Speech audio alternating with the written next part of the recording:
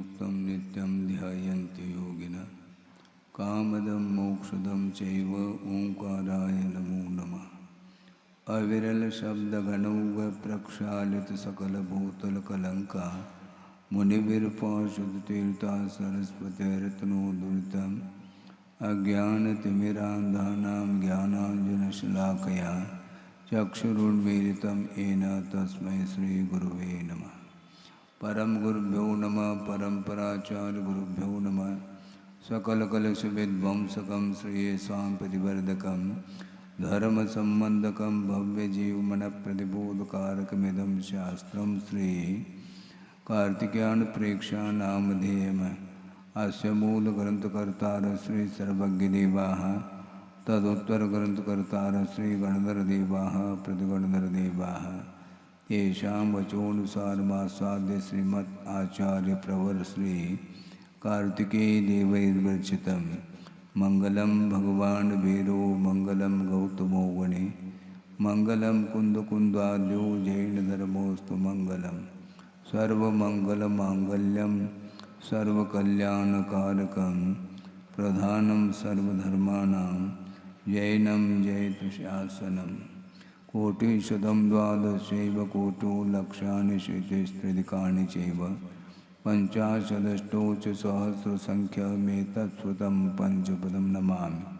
अरहन्तभासयत्तं गणहरदेवे गन्तेयं सम्मं प्रणमामि भद्रजत्तो सुदनान्महो वहिं शिरसा विच्छामि बन्ते सुधभक्तिकामसुकोदस्सालोचेम् अंग वंग पयने पाउडय परियम सुत्त पड़माणोग पोगय चूलिया केव सुत्तय त्वेदम कायम सैनिच कल मंचे में पूजे में वंदा में नमम सा में दुख कौ कमको भूलाओ सुगय गमनम समाय मरणम जनगुण संपत्ति होद मध्यम।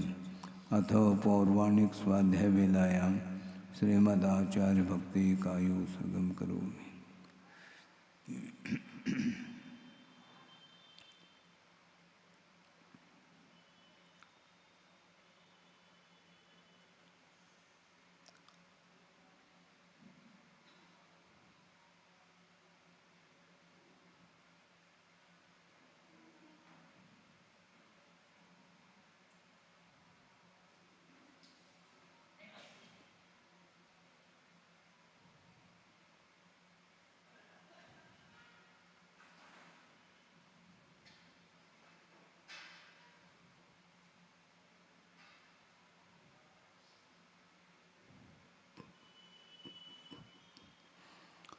श्रुतजलधिपारगेभ्य स्वपरमत विभावना पटुमतेभ्य सुचरितपूर्णदेभ्यो नमो गुरुभ्यो गुणगुरुभ्य।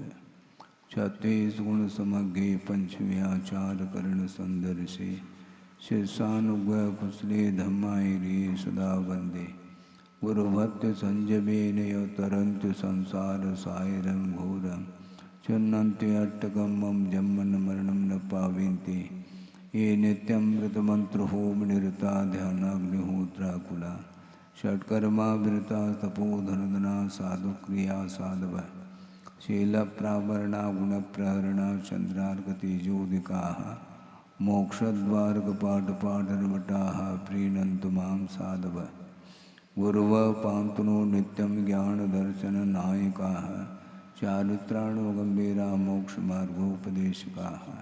इच्छामि बन्ते आयुर्बते कामसुकोदस्सालोचेन् सम्मनान सम्मदंसन संसर्जुत्तानं पंचव्याचाराणाम् आयुर्यानम् आयारादि स्मृणानुपदेशानुवज्झायानं तिरेन गुणपालुरयानं सौसावनं सैनिचकलमंचे में पूजे में वंदा में नमं सामे दुख खो कमको भोगिलाओ सुवय गमनम समाय मरणम जनगुण संपत्ति होद मध्यम। तिहुवनतिलयं देवं वन्दित्वा तिहुवनन्दपरिपूज्यं वोचम् अनुपेहावो भवीयजनानन्दजननेवो।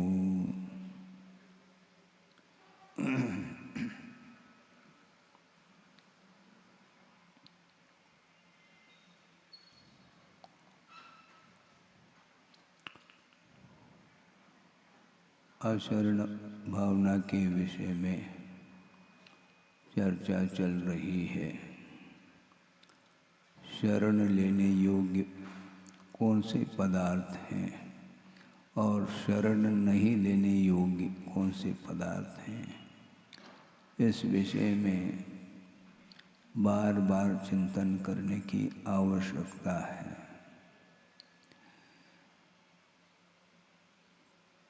आचार्य समदभद्र महाराज ने भी स्पष्ट किया है कि संसार में संसारी प्राणी रहता है और रहते हुए भी यदि वह हित चाहता है, बंधन से मुक्त होना चाहता है, दुख से ऊपर उठना चाहता है, तो सर्वप्रथम संसार का क्या स्वरूप है उसके विषय में आगम के आधार से सोचने की, चिंतन मनन करने की आवश्यकता है, क्योंकि ये परस्पर में विपरीत तत्व माने जाते हैं। संसार और संसार से ठीक विपरीत स्वभाव वाला मोक्ष तत्व होता है। मोक्ष का जो स्वरूप है ठीक विपरीत स्वभाव को लेकर के संसार का स्वरूप होता है। इसलिए अनंतानंत ज्ञेय पदार्थ हैं, जानने योग्य पदार्थ हैं, किंतु जिन जिन पदार्थों के माध्यम से, जिन जिन पदार्थों के निमित्त को लेकर के आत्मा में कलुषता उत्पन्न होती है, कालुष भाव उत्पन्न हो जाता है, उन भावों से ऊपर उठने के लिए बार बार आचार्यों का उपदेश मिलता रहता है और उन उपदेशों को सुन करके अपने को बहुत सावधानी के साथ चलना चाहिए। संसार में तो रह ही रहे हैं, किंतु संसार से मुक्त होने के लिए संसार में रहते हुए भी सावधानी पूर्वक चलना चाहिए। गुरुदेव ने बहुत अच्छे महत्वपूर्ण पंक्ति बोली थी उन्होंने कि देखभाल चलना। क्या कहा है? देखभाल चलना। देखने का अर्थ अवलोकन, दर्शन होता है। भाल का अर्थ विवेक का प्रतीक होता है और चलने का अर्थ चारित्र होता है। और संसार में प्रत्येक व्यक्ति के पास ये तीनों मिलेंगे, दर्शन, ज्ञान और चारित्र, ये तीनों मिलेंगे। मिथ्या दृष्टि के पास भी ये तीनों विद्यमान हैं। वो कैसे महाराज? विपरीत रूप से। मिथ्या दर्शन, मिथ्या ज्ञान और मिथ्या चारित्र, इन तीनों से रहित कोई नहीं रहता। मिथ्या दृष्टि जो होते हैं उनके पास भी ये तीन मिलेंगे, और सम्यक दृष्टि जो होता है अथवा जो संयमी जो होता है उसके पास भी ये तीन मिलेंगे, किंतु इनके लिए रत्नत्रय की उपमा दी है। और मिथ्या दर्शन, मिथ्या ज्ञान, मिथ्या चारित्र के लिए रत्नत्रय की उपमा नहीं दी है, क्योंकि वो तीनों संसार के लिए कारणभूत हैं और संसार से मुक्त होने के लिए रत्नत्रय साधन के रूप में लिया है। इसलिए रत्नत्रय के माध्यम से ही मोक्ष मार्ग बनता है। इसलिए मोक्ष जाना चाहते हैं तो मार्ग का भी ज्ञान करना आवश्यक है और विपरीत मार्ग का भी ज्ञान करना आवश्यक है, क्योंकि बिना इन दोनों की जानकारी के हमें रास्ता प्रशस्त नहीं मिलेगा। इसलिए भव पद्धति भवंती ऐसा कहा है समदभद्र स्वामी ने।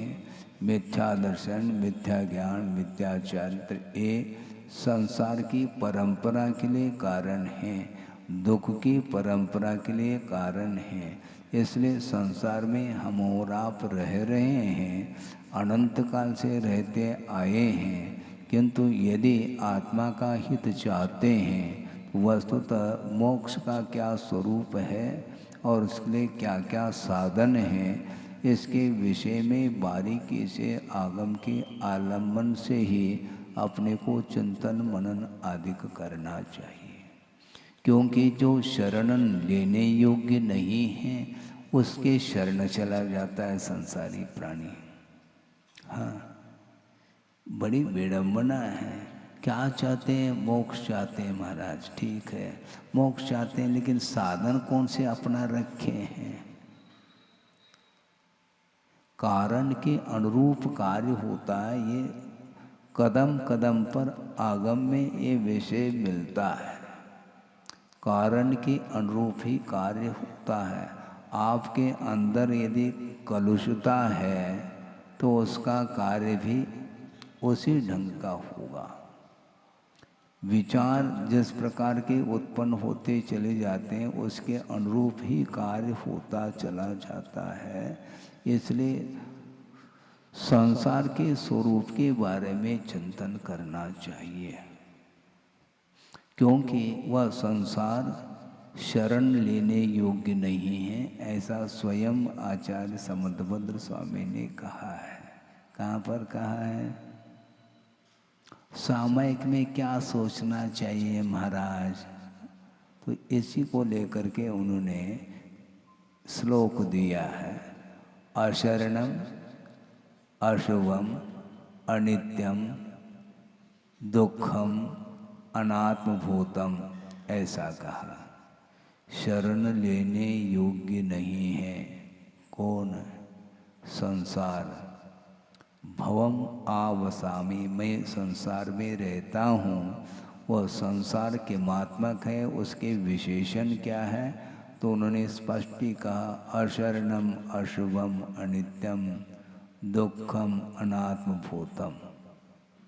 ये 4-5 जो है विशेषण दिए हैं, और ठीक इससे विपरीत स्वरूप वाला मोक्ष तत्व है, ऐसा सामायिक में बैठ करके चिंतन करना चाहिए।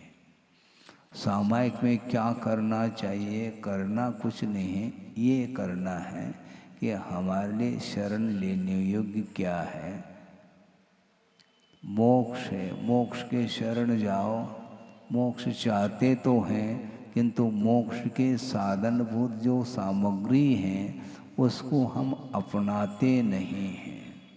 आप दुखी हैं? हाँ महाराज, हम बहुत दुखी हैं। किन कारणों से आप दुख का अनुभव कर रहे हैं? जो संसार के लिए कारणभूत जो साधन है, सामग्री, उनको अपनाते चले जाते हैं तो निश्चित रूप से उसका परिणाम दुख रूप ही निकलेगा।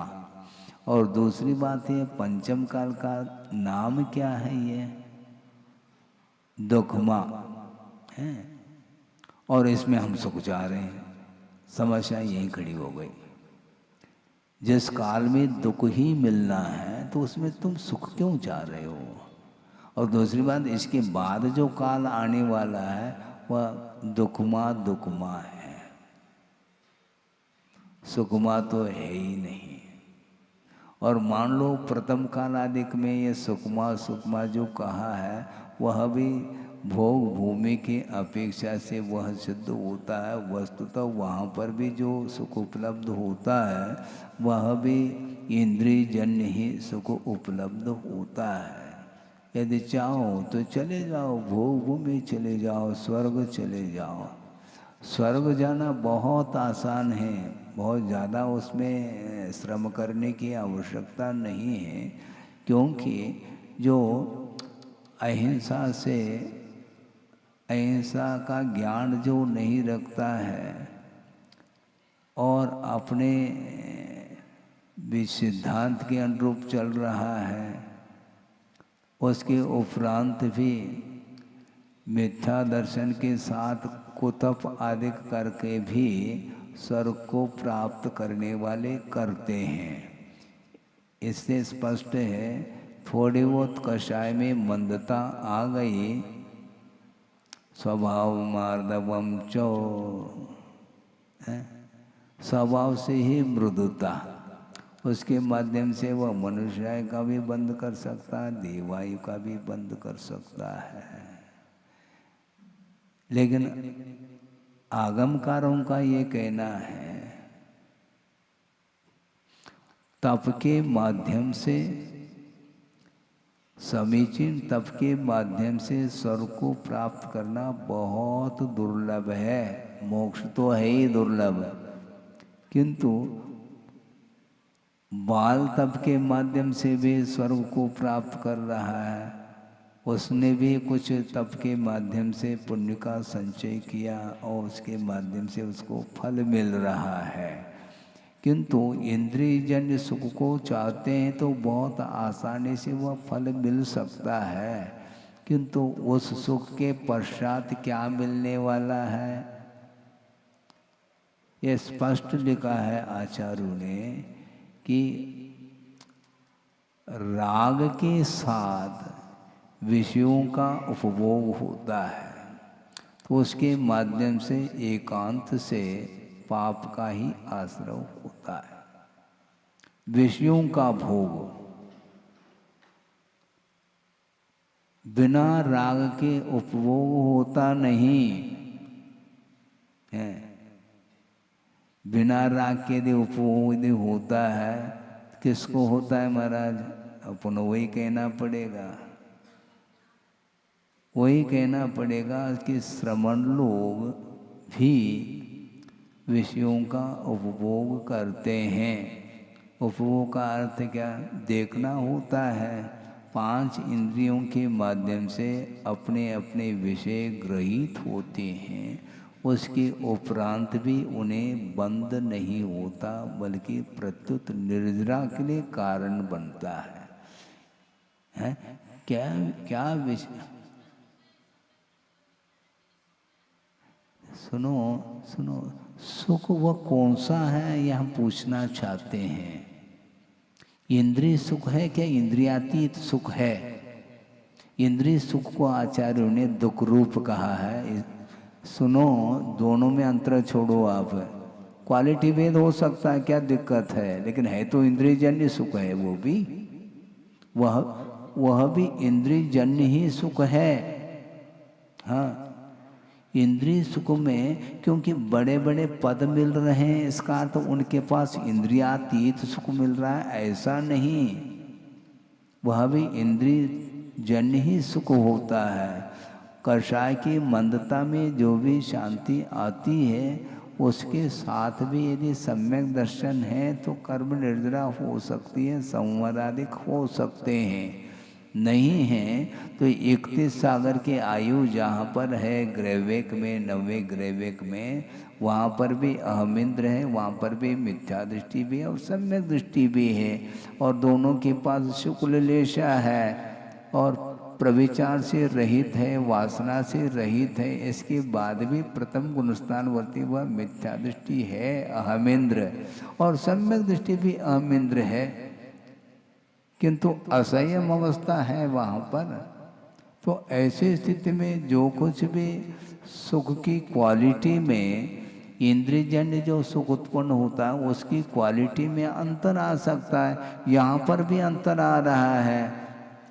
सुनो, यहाँ पर भी अंतर आ रहा है। मान लो मिथ्या दृष्टि भी है, किंतु वह रईस है, उसको सुख की सामग्री अच्छी क्वालिटी की मिल रही है। और मान लो कोई सम्यक दृष्टि है और वह गरीब है, मान लो, अब क्या कर लोगे? इसका उत्तर दो। इसलिए प्रश्न करने के पहले इतना भी ये भी तो सोचो। हालांकि सम्यक दृष्टि दरिद्र कुल में उत्पन्न नहीं होता, किंतु दरिद्र कुल में उत्पन्न होने के बाद यदि मान लो सम्यक दर्शन प्राप्त कर लिया तो दरिद्रता मिटेगी क्या तत्काल? उत्तर दो, नहीं मिटती है।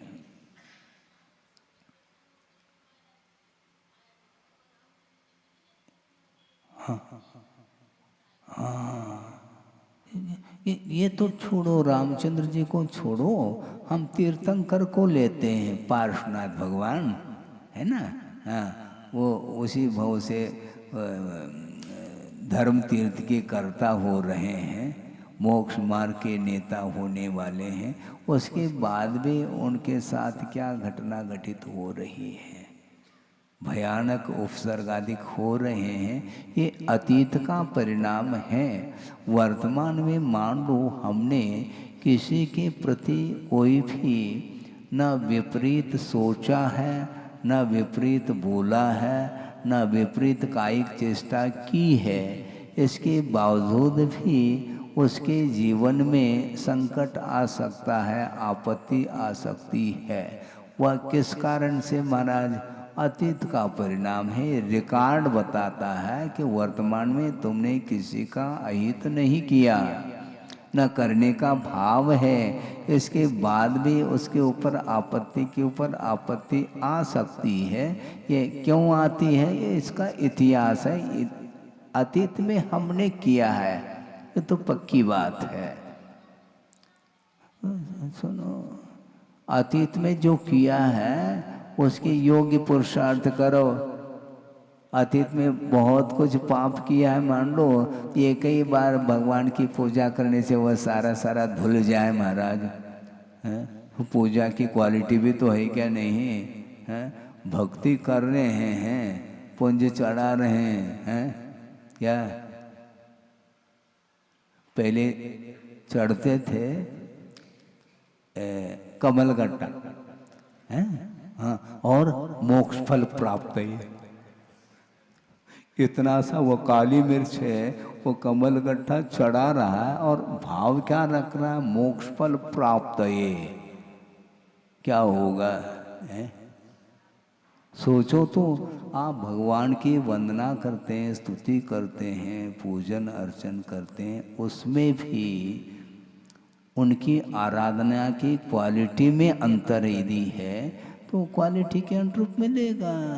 सीधी सीधी बात। आप दाम देते हैं और हाई क्वालिटी का ए क्लास का मुझे चाहिए, तो उसके अनुरूप आप दे दो पैसा, हम दे देंगे, क्या दिक्कत है? ये क्लास ही दे देंगे। सुपर क्वालिटी आप चाहते हैं तो बंडल में रखना पड़ेगा उसके अनुरूप है नोट का।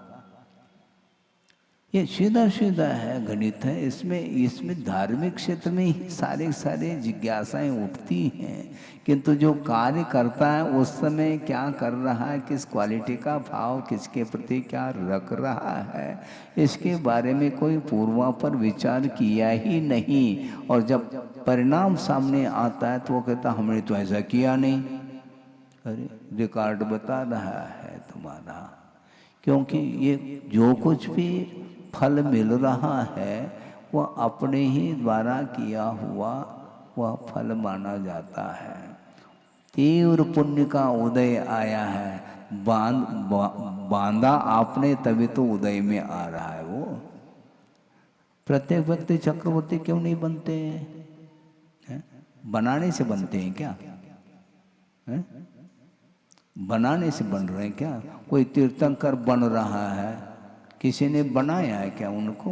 कोई इंद्र बन रहा है तो उसके योग्य उसने पुण्य का संचय किया है, बल्कि निदान के साथ नहीं किया। मैं चक्रवर्ती बनूं, मैं तीर्थंकर बनूं, मैं अहमेंद्र बनूं, आदि आदि बड़े बड़े पद जो है ना अच्छे लगते हैं, लगते तो अच्छे हैं, लेकिन जिन्होंने धर्म की आराधना की है, त्याग की उपासना की है, राग की उपासना नहीं की है, उसको ये मिलते हैं। उनको क्यों मिल रहा है, हमें क्यों नहीं मिल रहा है? कोई दे रहे हैं क्या? कोई दूसरा नहीं देता है। हाँ, पुण्य का अर्जन अपने स्वयं के परिणाम के माध्यम से पुण्य संचित होता चला जाता है, बल्कि सही साधक तो वही माना जाता है पुण्य संचित हो रहा है क्या नहीं हो रहा है इस ओर उसकी दृष्टि ही नहीं रहती। जैसे कुछ ही दिन पूर्व में कहा था, विष्णु कुमार मुनि महाराज को विक्रिया रिद्धि प्राप्त थी, उन्हें ख्याल ही नहीं था कि हमारे पास भी कोई रिद्धि है, और हम सोच रहे हैं कि हमारे पास रिद्धि कब आएगी। इतना अंतर है, परिणाम में जमीन आसमान का अंतर है। हम हमेशा, हमारी आशा समाप्त नहीं हो रही है। हम धार्मिक कार्य भी करते हैं तो किसी न किसी उद्देश्य को लेकर के करते हैं, जबकि कर्म निर्जरा के उद्देश्य को लेकर के जो धर्म की आराधना करता है तो उसके माध्यम से नहीं चाहते हुए भी वह अच्छे क्वालिटी का पुण्य मिलेगा, किंतु पुण्य के फल को भोगने की इच्छा नहीं रखता। उसी को वह संचित हुआ उसके द्वारा, नहीं तो नहीं। इसी को बोलते निदान।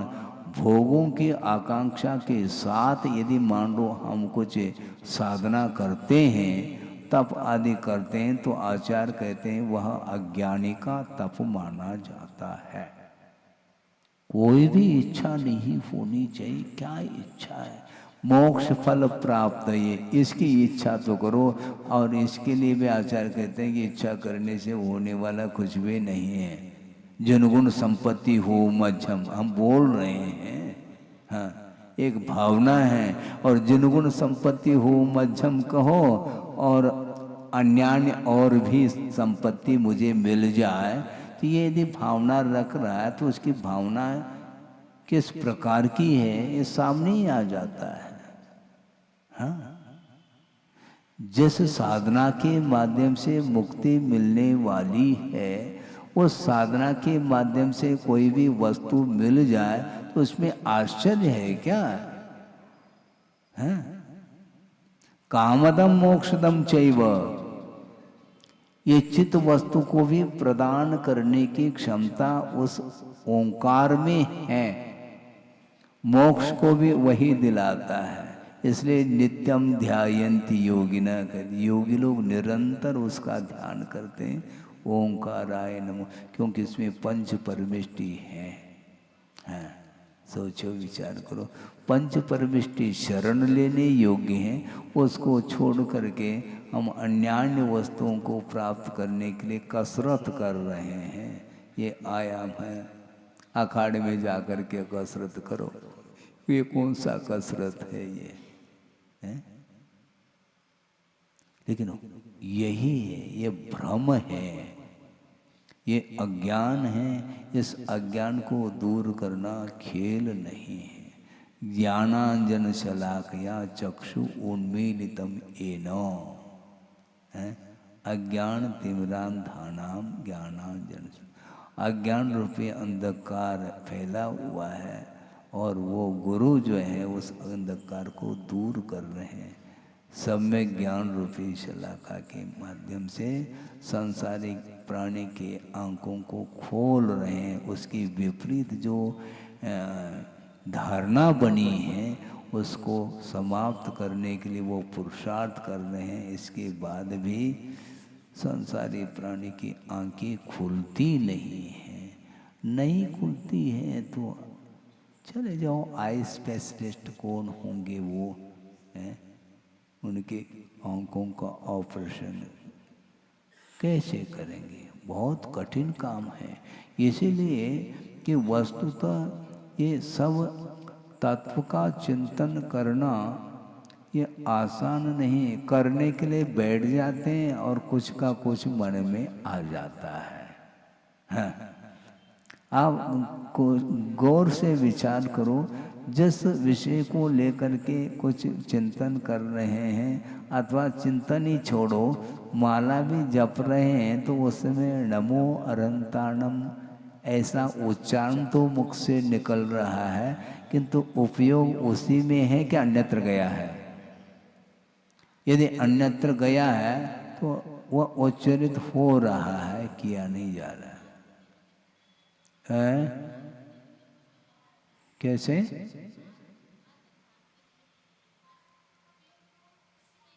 तो सुनो, हम ये कहना ये चाहते हैं, आर्थ ध्यान के निमित्त तो पल पल मिलेंगे, उस ओर उपयोग अपने को ले जाना नहीं चाहिए। हाँ। मान लो किसी ने, सुनो, किसी ने निर्वाण लाडू आप लोग चलाते हैं तो ठीक है, निर्वाण लाडू चढ़ाते हैं। मान लो जो नादान बालक है तो उसकी ओर चला जाता है, आप जाते हैं, आपके हाथ में है निर्वाण लाडू, वह आर्धन का निमित्त बन सकता है। तो आपका ये उत्तर दे रहा हूं मैं, वह आर्धन, क्योंकि इष्ट का समागम हुआ है, यही तो आर्ध्यान है। लेकिन वह उस समय आपके लिए वह इष्ट नहीं, न अनिष्ट है, किंतु वह भोजन सामग्री है, भोजन सामग्री नहीं है। इतना विवेक आपके अंदर है क्या नहीं? तो आपने कहा कदम कदम पर आर्ध्यान के जो है निमित्त मिलते, वो भी तो एक निमित्त है। चढ़ा क्यों रहे आप? हैं? पेट में चढ़ाओ ना, नहीं, वह सामग्री भोजनशाला में है, रसोई घर में वह सामग्री बनी हुई आपने बनाया है, वहाँ जाते ही ग्रहण करने का भाव, और पूजन सामग्री चढ़ाते समय ग्रहण करने का भाव नहीं है। तो हम यही तो पूछना चाहते हैं कि वह आर्थ ध्यान की सामग्री भी है और धर्म ध्यान की भी सामग्री है। समस्या यह है अपने परिणाम कौन से, हाँ, उपयोग को यही तो समझना है, उपयोग उस ओर होना चाहिए ना। हाँ? कोई भी पदार्थ अपने आप में है, हमारा उस ओर उपयोग जा रहा है तो किस उद्देश्य को लेकर के जा रहा है, यह महत्वपूर्ण विषय है। मिलेंगे ये सारे ये कर्मों की उदीर्णा के लिए कारण नहीं क्या नहीं? ये आर्ध्यान की सामग्री है क्या नहीं? है। लेकिन आर्ध्यान जो करता उसके लिए आर्ध्यान की सामग्री है, किंतु जो श्रमण है, व्रती है, साधक है, उनके लिए ये आर्ध्यान की सामग्री नहीं बल्कि धर्म ध्यान की सामग्री हो सकती है। क्योंकि आपका भी हित हो। ये धर्मानुराग जो है ये धर्म ध्यान की सामग्री को लेकर के है। धर्मात्मा को देखते ही मन प्रफुल्लित होता है, हाँ, और होना चाहिए। वहाँ पर राग वह धर्मानुराग के रूप में सामने आया है, उसके प्रति वात्सल्य भाव होता है, उसके प्रति आत्मीयता का भाव जागृत होता है, उसका भी कल्याण हो, इस प्रकार वह धर्म ध्यान का विषय बना रहा है। और जो रागी द्वेषी कषाई है उसके लिए ये सारे आर्थ ध्यान की सामग्री है। वस्तु तो वही है, कोई भी अंतर नहीं, एक दृष्टिकोण का अंतर आ जाता है। पदार्थ का ज्ञान आप भी करते हैं और श्रवण आदि भी करते हैं। ज्ञेय को ज्ञेय के रूप में यदि हम जानते हैं तो वह ज्ञेयभूत जो वस्तु है वह धर्म ध्यान का विषय बन सकता है। और हर्ष विषाद के साथ यदि उस पदार्थ को हम सोच रहे हैं तो वही सामग्री, वही वस्तु आर्थ ध्यान के लिए कारण बन जाती है। बचेंगे कैसे? अब हमें बचना, क्या बचना? वस्तु तो रहेगी अपनी जगह, अपने इंटेंशन को, अपने अभिप्राय को, अपने भावों को व्यवस्थित रखना है और कुछ करना ही नहीं। महाराज यदि उधर दृष्टि जाती है तो रागादिक भाव उत्पन्न होते हैं, तो हमें क्या करना चाहिए? उधर दृष्टि मत ले जाओ। प्राथमिक भूमिका में इतना कहा जा सकता है। कौन कह रहा है कि मुझे देखो? कोई कह रहा है क्या? नहीं कह रहा है। हम स्वयं देखना चाह रहे हैं। कमजोरी तो स्वयं की है, ये नहीं बताते हैं। निमित्त इस प्रकार के मिल रहे हैं, निमित्त तो मिलेंगे ना। कुछ ऐसे भी निमित्त हैं जिनसे आप बचते हैं? बचते हैं कि नहीं? हाँ बचते हैं बिल्कुल। कांटे के ऊपर जानबूझ करके कौन पैर रखना चाहेगा? है रखता है कोई? नहीं रखता। वो आध्यात्म की सामग्री है क्या नहीं? तो उससे तो बच गए आप। किंतु जो आध्यात्म की सामग्री रागात्मक है उसको तो उठा लेते हैं। बगीचे में फूल भी हैं, विभिन्न रंग के, रंग बिरंगे हैं, और कांटे भी उसी में लगे हुए हैं। तो कांटे से बचते हुए सावधानी के साथ आप फूल को ले लेते हैं, और दोनों आध्यात्म की सामग्री है। और हमारा यत्र तत्र आध्यात्म की सामग्री, हम कैसे बचेंगे? तो फूल से बचता है कोई? वह भी आध्यात्म की सामग्री है, ध्यान रखो। उसको तो उठा लेते हैं, और कांटे को नहीं उठाते हैं। इसीलिए कि वस्तुतः शरण लेने योग्य क्या है क्या नहीं है, इसके विषय में आपको निरंतर सोचना है। खाली नहीं बैठ सकते महाराज, तुम्हारा मन खाली बैठ ही नहीं सकता, ये ध्यान रखो। फ्री बैठा नहीं, पुनः वहीं जाएगा वो। इसलिए उसको निरंतर किसी न किसी वस्तु तत्व के स्वरूप के बारे में चिंतन करते ही रहना चाहिए। हाँ, नहीं है तो वह पूर्व संस्कार वशात वह वहीं पर जाता है जहाँ नहीं जाना चाहिए। इसलिए संसार के स्वरूप अनंत काल व्यतीत हुआ, इसी संसार में परिभ्रमण करते हुए इसके बाद भी अभी तक संसार का स्वरूप ज्ञात नहीं हो पाया। गजब है, ये जीव है क्या अजीब है? अजीब नहीं, अजीब बात है। अभी तक वह समझ ही नहीं पा रहा है कि वस्तुतः क्या वस्तु का स्वरूप है। इतना आकर्षण है, हद हो गई। जहाँ देखो वहाँ पर आकर्षण है, उससे आकर्षित होता चला जाता है। भयंकर रूप है। तो इसलिए अशरणम, अशुभम शुभ नहीं, अशुभ, अनित्यम नित्य नहीं, दुख रूप है, अनात्मभूत है, यानी आत्मा का स्वरूप नहीं है, संसार है। आपका जो व्यक्तित्व है, कौन सा व्यक्तित्व है आपका? जो एक दूसरे के मैं देखने में आ रहा हूँ, यही व्यक्तित्व है। और आत्मा दिखाई देती है क्या? नहीं दिखाई देती। इसलिए आनंद नहीं आता महाराज उसमें। वहाँ पर कुछ खाली खाली है, कुछ है ही नहीं वहाँ पर। किसी ने कहा कि हमने उनके सामने कहा कि देखो, आगम में ये बात आती है कि माँ चिट्टह, चेष्टा मत करो, माँ जंपह, बोलो नहीं, और माँ चिंतः, चिंतन मत करो। महाराज जी फिर करेंगे क्या? हाँ, खाली हो जाएगा। तो भरा क्या है हमें बता दो। खाली की बात करते हैं आप, आपके अंदर क्या भरा है उसको निकालो पहला। महाराज हम क्या कैसे करें, कैसे चिंतन करें? अभी जो कर रहे हैं वो कम से कम बताओ तो सही।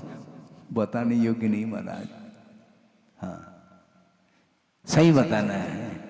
आपके भीतर प्रतिपल जो भी विचार आ रहे हैं, क्या वो सारे सारे विचार आमतौर से सबके सामने रखने योग्य है?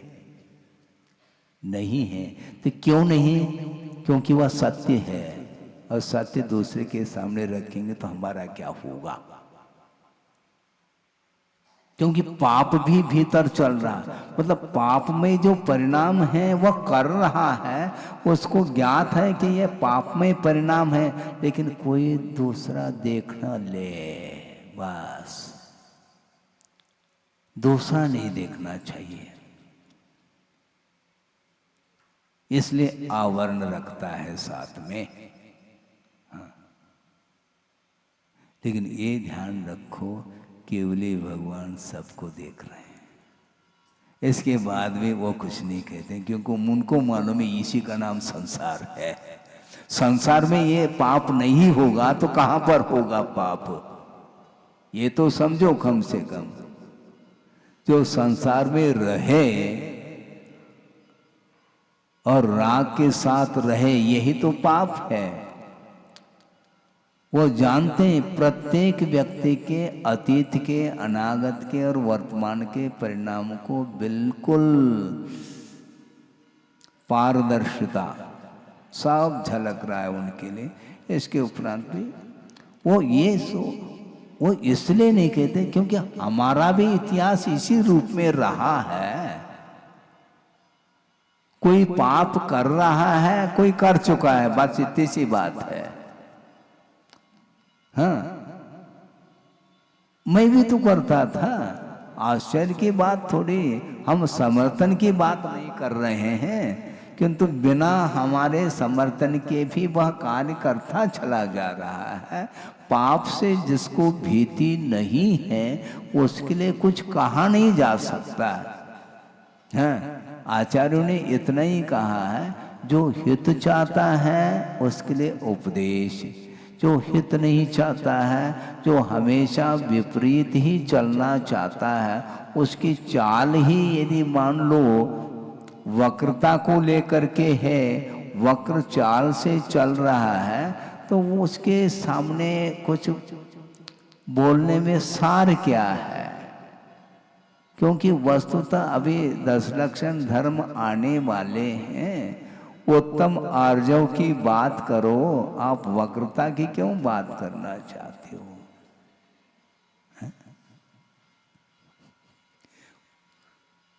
भयंकर रूप है, इसी को बोलते हैं अज्ञान का यह परिणाम है। ये सब आगम में लिखा हुआ है। और मान लो किसी को ज्ञान भी है और जानबूझ करके भी यदि मान लो वह कर रहा है, तो उसका भी एकांत से दोष नहीं, क्योंकि अतीत में इसी ढंग का उसने कर्म का अर्जन किया है, वो इसलिए उसका परिणाम इस प्रकार हो रहा है। इसलिए कमठ के प्रति भी पार्श्वनाथ भगवान का कोई वैर नहीं रहा। यदि वो वैर पकड़ते हैं तो उनको केवल ज्ञान होना नहीं, सीधी सीधी बात है। बिना किसी के साथ वैर रखे भी पार्श्वनाथ के लिए 10 भव लगे। एक तरफ का वैर रहा, इसके बाद भी इतना जो है फल भोगना पड़ा। यदि मान लो प्रतिशोध की भावना रखते कमठ के प्रति, ये ध्यान रखो, पार्श्वनाथ कर्मठ थे, कमठ नहीं थे वो, ये ध्यान रखना है। कमठ और कर्मठ बड़ा अंतर है। हाँ, दुनिया में कमठ जैसे कई मिल सकते हैं, किंतु पार्श्वनाथ भगवान जैसे मिलना बहुत कठिन है, बहुत ही दुर्लभ चीज है। शांत बैठ करके अपने किए हुए कर्म के ऊपर जो चिंतन करता है वह वस्तुतः साधक माना जाता है। साधक की दृष्टि इसी ढंग की होती है, वह कभी भी दूसरे को दोष नहीं देता, दूसरे को कभी भी अपराधी सिद्ध करने का वह प्रयास करता ही नहीं है। मैं स्वयं अपराधी हूँ, इसलिए संसार में मैं परिभ्रमण कर रहा हूँ, और इस संसार के स्वरूप को समझते हुए हम स्वयं यदि उठना चाहें तो उठ सकते हैं, उठाने का वाला कोई मिलेगा नहीं। इस संसार में प्रवेश कराने वाले तो कई मिलेंगे, किंतु उभारने वाले तो मात्र पंच परमेष्टि हैं। इसलिए उनके शरण जाने की आवश्यकता है, और किसी की शरण मुझे नहीं जाना। तूफान भी आ जाए तो शांति के साथ उसको सहन करने का पुरुषार्थ करना है। यदि असंख्यात कर्मों की निर्जरा एक समय में करना चाहते हो तो यह शर्त है। यदि इच्छादि दुख परिमोखम कहा कुंद कुंद स्वामी ने, यह शर्त है यदि तुम दुख से मुक्त होना चाहते हो तो सामान्यम परिवज्जदो, श्रामण्य पद को अंगीकार करो। श्रामण्य पद को अंगीकार करने का यदि कोई उद्देश्य है दुख से दूर होने के लिए, दुख से मुक्त होने के लिए सब कुछ साधना है, और इस भेष को लेकर के भी यदि मान लो हमारे परिणाम समीचीन नहीं बन पाए तो ऐसी स्थिति में कब बनेंगे? और कौन सा लिंग है? जिनलिंग यह सबसे उत्तम लिंग माना गया। इस लिंग को तीर्थंकर भगवान ने भी स्वीकारा था और इसके माध्यम से ही उन्होंने कर्मों की निर्जरा की, कर्म का क्षय किया। कर्म क्षय के लिए ये लिंग सहयोग प्रदान करता है, ये उपकरण है। इस यथाजात लिंग को धारण करने के उपरांत भी यदि भीतर के कालुष्य परिणाम दूर नहीं हुए तो और कौन सा लिंग है जिसका हम आलम्बन लें? संभव नहीं है। इसीलिए बहुत शांति के साथ, ज़्यादा आप तप नहीं कर सकते हैं, बहुत ज़्यादा व्रत नियम आदि मान लो नहीं कर सकते हैं तो हमें कोई विकल्प नहीं, किंतु श्रद्धान को भी यदि मान लो अपने जीवन में निर्मल बनाने का पुरुषार्थ करता है तो निश्चित रूप से उसके लिए मोक्ष मार्ग की सामग्री मिलेगी, उसको ये विश्वास है। हाँ, अभी पंचम काल है, नहीं कोई बात नहीं, हमें कोई पंचम काल से थोड़ी कुछ वो है, रहने तो पंचम काल पैदा हुए हैं। हाँ, कर्म का ऐसा कर्म करके आए हैं तभी पंचम काल मिला है। हाँ, महाराज विदेह क्षेत्र मिल जाए, हाँ, मिल जाए, टिकट काट, फ्लाइट से पहुंचना चाहो क्या? विदेह अभी इस तीर्थंकर मिल जाएंगे, जाते ही दर्शन हो जाएंगे आपके लिए, संभव नहीं।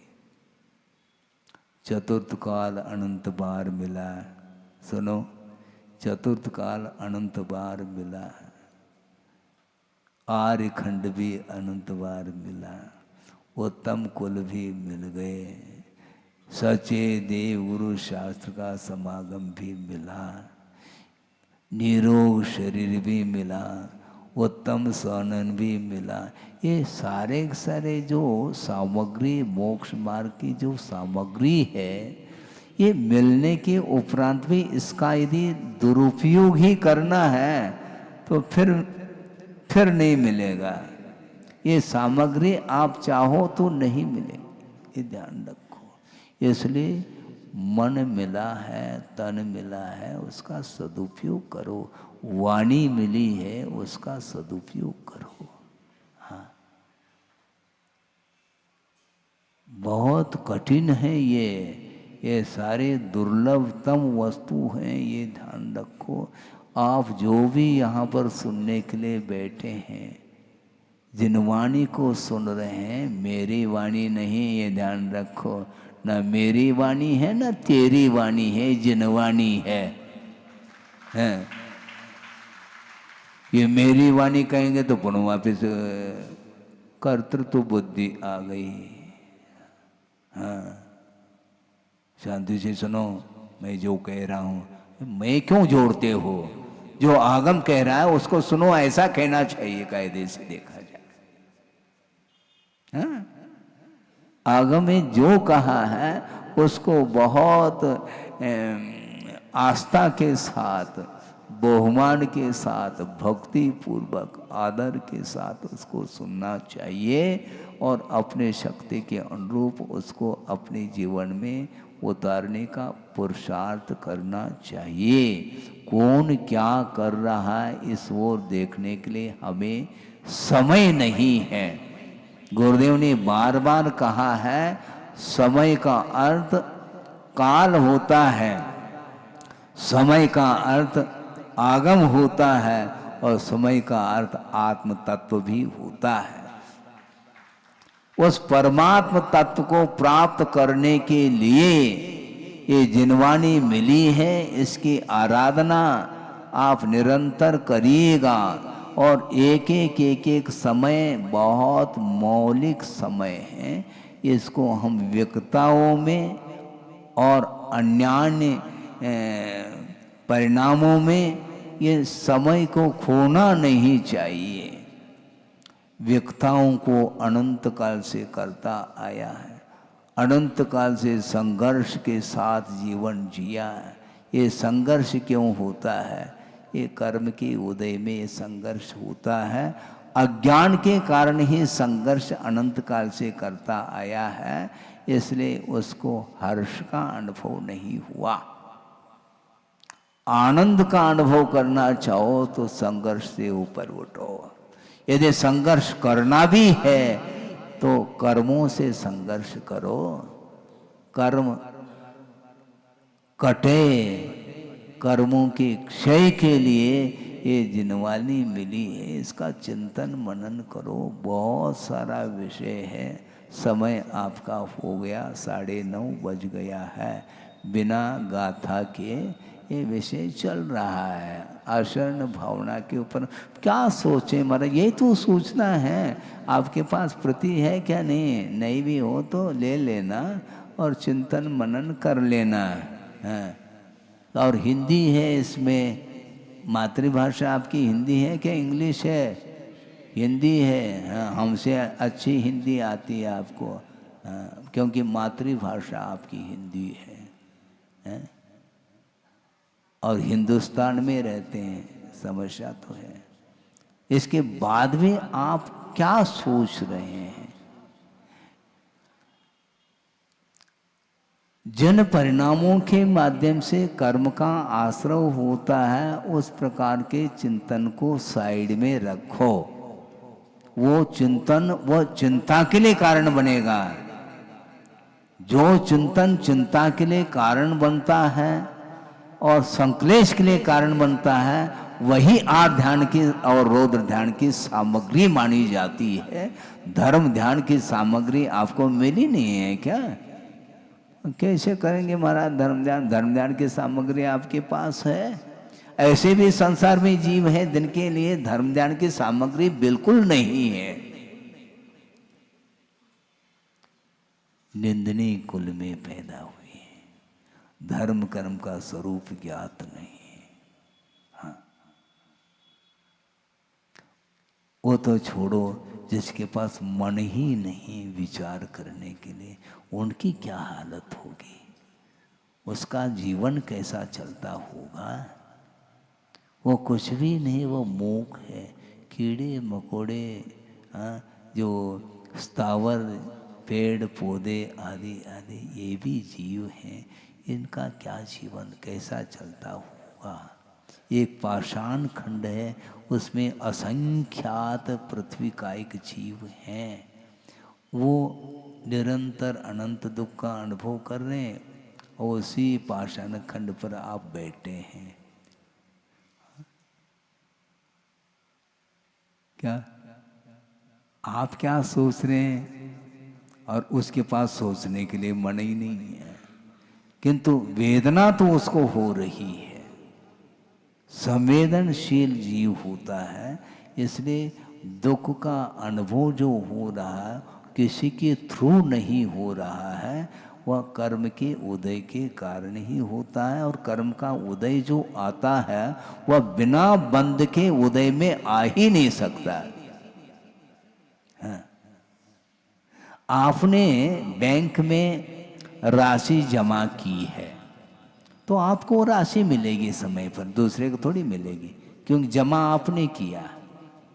हाँ, आपने जमा किया 1 करोड़ किया, 10 करोड़ किया, तो आपको ब्याज सहित आप ही को वह राशि मिलेगी ना, दूसरे को थोड़ी मिलेगी। उसी प्रकार आपने यदि पाप का अर्जन किया तो उसका परिणाम आपको ही भुगतना पड़ेगा, और जिसने पुण्य का अर्जन किया उसको उसका फल तो उसी को मिलेगा। वन मैन शो, दूसरा कोई पार्टनरशिप नहीं है उसमें, ये ध्यान रखो। हाँ, अकेले भोगना, कमाई तो करो अच्छे ढंग से, हैं? दूसरे की ओर क्यों देखते हो? अच्छे पवित्र परिणाम करो। आप स्वतंत्र हैं परिणामों को पवित्र बनाने में भी, और कलुषित परिणाम करने में भी आप ही स्वतंत्र है, दूसरा उसमें कोई भागीदारी किसी की है नहीं। इसलिए इस प्रकार निरंतर स्वरूप, संसार के स्वरूप के बारे में चिंतन करने के लिए समय मिला है। और अपन क्या कर रहे हैं? आए थे प्रभु भजन को, ओटन लगे कपास, खत्म। दुनियादारी के बाद विषयों में उलझ जाता है, इसी को बोलते हैं अज्ञान। वो करने नहीं देता, अच्छे कार्य करना चाहता है, नहीं कर पाता है। आगम में उल्लेख आता है, 2 मिनट में पूर्ण कर रहा हूँ, कि नरकों में जो नारकी होते हैं वो अच्छी विक्रिया बनाना चाहते हैं, और विक्रिया अच्छी नहीं बन पाती, भयंकर रूप हो जाता है उनका। ऐसा क्यों? भव संबंधे न पूर्ववेर संबंधे न बा, पूर्व का ऐसा वैर अथवा वहाँ का एक उस पर्याय का ही एकमात्र ऐसा संबंध है, वहाँ पर जाने के बाद शांति का वातावरण किसी को भी देखने को नहीं मिलेगा। सम्यक दृष्टि, मिथ्या दृष्टि, इन दोनों में कोई भी अंतर आता हो उनकी चेष्टाओं में? नहीं, चेष्टा एक सी चेष्टा है। सम्यक दृष्टि भी तिल तिल करे दे के खंड कर रहा है, और मिथ्या दृष्टि भी वही कर रहा है। तो उसकी पहचान क्या है? कोई पहचान, क्योंकि चेष्टाएं एक सी हो रही हैं। श्रद्धान है ना महाराज, श्रद्धान तो है, किंतु वह श्रद्धान सक्रिय नहीं है, निष्क्रिय है वह श्रद्धान। उसमें सक्रियता आनी चाहिए। आपने गाड़ी खरीद ली, ठीक है, और गैरेज में है, तो क्या मतलब हुआ? वो गाड़ी निष्क्रिय है। आप बैठेंगे, चालू करेंगे, तब उसमें सक्रियता आएगी गाड़ी में। बिना लॉक कर दिया, गैरेज में बंद करके रख दिया, आराम के साथ बैठे हैं, वो गाड़ी क्या है? वो गाड़ी है, वो चल नहीं रही, वो गाड़ी है। गाड़ी अर्थात गड़ी हुई है, वो आपने गाड़ दी उसको, गाड़ी है, वो चल नहीं रही है। उसमें चलने की क्षमता होते हुए भी आपने उसको रोक दिया है। उसी प्रकार आपके भीतर वह क्षमता है, आप सम्यक दृष्टि हो, किंतु होते हुए भी वह सारे सारे अंग आपके एक्टिव नहीं है, इनएक्टिव है। इसलिए सम्यक दर्शन का प्रभाव होते हुए भी दूसरे के ऊपर नहीं पड़ रहा है।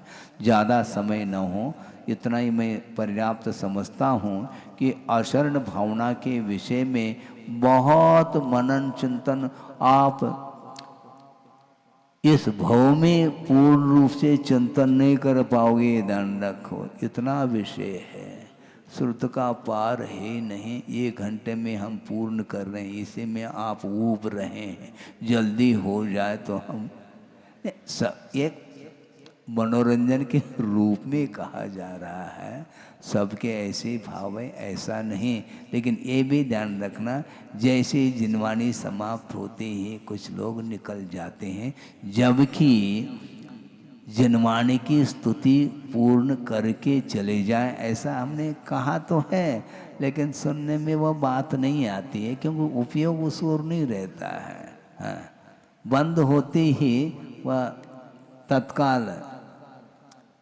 बिना इच्छा के उठ जाते हैं क्या, अबुद्धिपूर्वक है? ऐसा नहीं, उसको ये प्रशिक्षण ही इस ढंग का है, बस होते ही कैसर कर लिया, मान लो महाराज का विषय है, अपन निकल जाएंगे। अभी से जो पीछे बैठे हैं वो इसलिए बैठते होंगे जल्दी निकल जाए, है? लेकिन स्थान तो उतने ही, वो भी क्या कर सकते हैं, आगे बैठने के लिए स्थान तो है ही नहीं ना, कोई बाधा नहीं। लेकिन मन से तो आगे बैठ सकते हैं, मन से पीछे क्यों बैठो, इतना ही पर्याप्त है।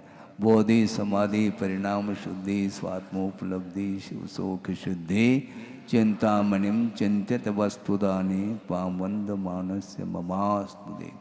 परम पूजाचार्य गुरुवर श्री विद्यासागर जी महाराज की जय। बोलिए आचार्य भगवंत गुरुदेव श्री 108 समय सागर जी महामुनि राज्य की, समस्त मुनि संघ की। अब हम सभी लोग आचार्य श्री जी की महापूजन करेंगे। आप सभी लोग अपने स्थान पर ही बैठे रहेंगे। पूजनीय आचार्य भगवान